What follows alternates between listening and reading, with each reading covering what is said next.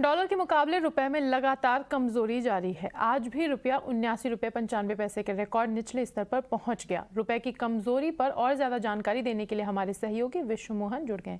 विश्व मोहन, बताएं कि रुपए में लगातार कमजोरी होती जा रही है। एक तरह से देखा जाए तो 80 का आंकड़ा टच करने में कुछ पॉइंट्स का ही देरी है और महीने भर में 3.25% से ज्यादा रुपया टूट चुका है। आगे के क्या आसार है और कितना ज़्यादा टूट सकता है अभी ये? देखिए, कल ऑफशोर ट्रेड में रुपया 80 के ऊपर भी चला गया था, लेकिन यहाँ पर ट्रेड में जो एक्सचेंज पे ट्रेडिंग होती है उसमें 79.95 का आज नया हाई बनाया। हालांकि जो क्लोजिंग हुई वो कल के ही लेवल के आसपास हुई, 79.88 के आसपास रुपए की क्लोजिंग हुई है। जो कमज़ोरी की वजह है, इसके सबसे बड़ी वजह यह है कि डॉलर इंडेक्स में जिस तरह की हम तेज़ी देख रहे हैं, दुनिया भर की जितनी भी बड़ी करेंसी है उसके मुकाबले डॉलर इंडेक्स काफ़ी मजबूत हो रहा है। भारत की जो करेंसी है रुपया, वो बाकी करेंसी के मुकाबले काफ़ी कम कमज़ोर हुआ है। अगर हम यूरो की बात करें, महीने भर में करीब 5% कमज़ोर हो चुका है।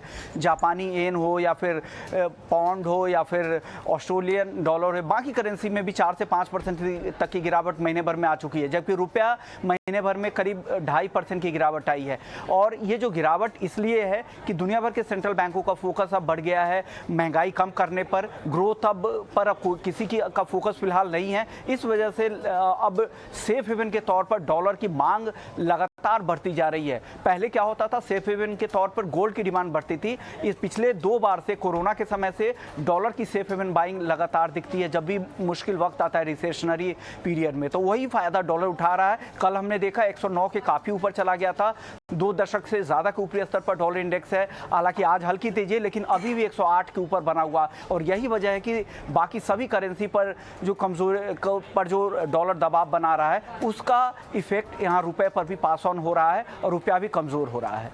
जी, थैंक यू विश्व मोहन, ये जानकारी हमारे साथ शेयर करने के लिए। डॉलर के मुकाबले रुपया दुनिया की बाकी करेंसी से बेहतर हालात में, जैसा कि हमारे सहयोगी ने बताया। उसी तरह से पूर्व chief economic adviser Sanjeev Sanyal ने भी यही बात की। उन्होंने कहा कि रुपए को लेकर पॉजिटिव नजरिया रखने की जरूरत है। सान्याल ने हमारी सहयोगी मेघना मित्तल से खास बातचीत में कहा कि जब एक्सपोर्ट इंपोर्ट कॉन्ट्रैक्ट के सेटलमेंट रुपए में होने लगेंगे तो रुपए की स्थिति और भी बेहतर हो जाएगी। Is obviously depreciating against the US dollar, but do note that it is appreciating against pretty much every other currency, whether it's the euro, the British pound, the yen, and so on. And I think on a weighted basis, if anything, it is appreciating. So we need to be a little careful about judging a currency in that context. I think the Reserve Bank, quite correctly, is allowing that adjustment to happen. We have plenty of reserves which they are using to smoothen the course, but it would be unwise to try and defend a level in a situation where the US dollar is clearly strengthening very rapidly.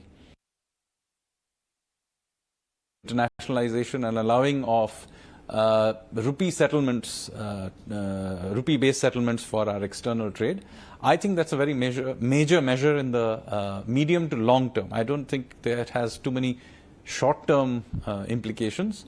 But yes, allowing for the rupee to be used for international trade settlements is a big step in the direction of ultimately converting the rupee into a hard currency. As an emerging economic power, we should aspire to having the rupee being used as an international currency, at least for trade with India, if not for even other countries.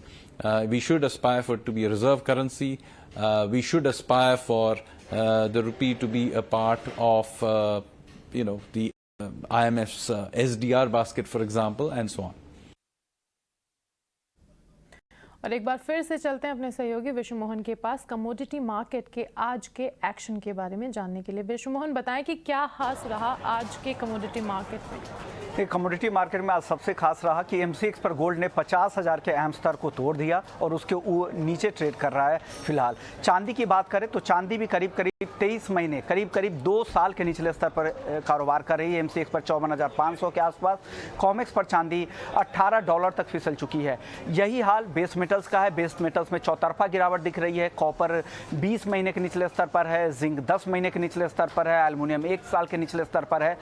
सभी metal में और precious metal में चिंता इस बात की है कि ग्लोबल मंदी की आहट है, और जब भी ग्लोबल मंदी की आहट आती है तो शुरुआत में गोल्ड सिल्वर में भी गिरावट दिखती है, बाद में यहाँ पर खरीदारी लौटती है। वही हाल यहाँ पर गोल्ड सिल्वर को है उनको, और चांदी तो आधा 50% प्रेशियस मेटल भी है और 50% बेस मेटल्स का भी पार्ट है, और यही वजह है कि चांदी पर दबाव ज़्यादा दिख रहा है। कच्चे तेल की बात करें तो कल के सत्र में हमने देखा था ब्रेंट $95 के भी नीचे फिसल गया था। हालांकि कल देर शाम तक, देर रात तक हल्की रिकवरी की कोशिश वहां पर हुई, लेकिन वापस से फिर से एक रेंज में आज घूम रहा है। $100 के आसपास ब्रेंट का भाव है, और धीरे धीरे लग रहा है आज शाम के सत्र में और यहाँ से कमजोरी बढ़ सकती है।